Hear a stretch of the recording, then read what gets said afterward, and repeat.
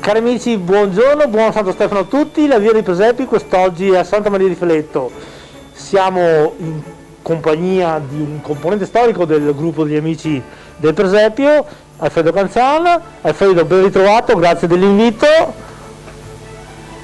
Saluti a tutti e soprattutto al nostro intervistatore che fa la sua funzione di una bella propaganda per il nostro Presepe. E a proposito di Presepe, quest'anno una piccola novità, raccontaci il tuo Presepe. Allora sarebbe da partire con quando abbiamo smesso nel 2019, è stato la chiusura, diciamo, e avevamo un buon auspicio per quello del 2020.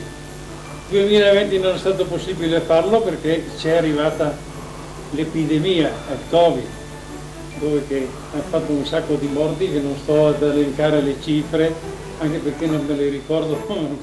Però vediamo al clou del vostro Presepe. Abbiamo aperto con un tentativo di avere anche fortuna di avere dei partecipanti che ci vengono a visitare. Non abbiamo trasformato così con grandi trasformazioni la scena, perché è rimasta quella che avevamo, con alcune aggiunte migliorative naturalmente.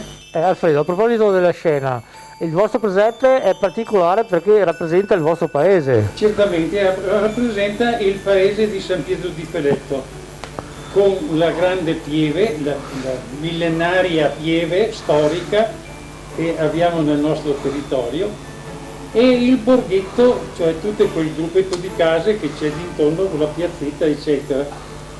Noi abbiamo sempre cercato di rappresentare le nostre piazze, le nostre case, le nostre strade, e inoltre abbiamo anche messo i personaggi del nostro territorio.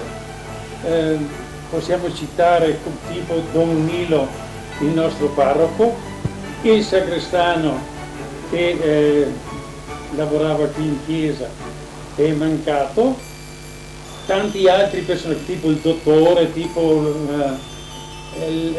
Luigi Segatin, se dice.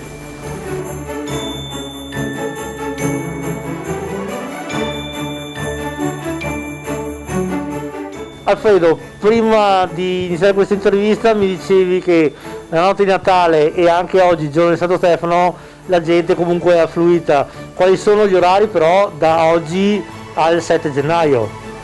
Allora dalle 10 del mattino alle 12, dalle 15 alle 18.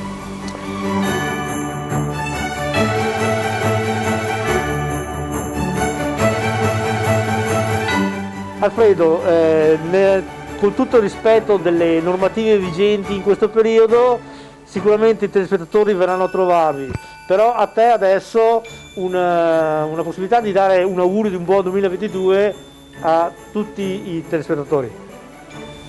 Auguri a tutti gli spettatori di un buon 2022 e un grazie di collaborazione a tutti quanti. E in effetti i tuoi collaboratori sono stati l'anima viva, perché sennò il Presepe di Santa Maria di Feletto non avrebbe potuto aprire. Esattamente. Bene, grazie Alfredo, ci vediamo al prossimo anno e adesso andiamo a visitare questo bellissimo Presepe.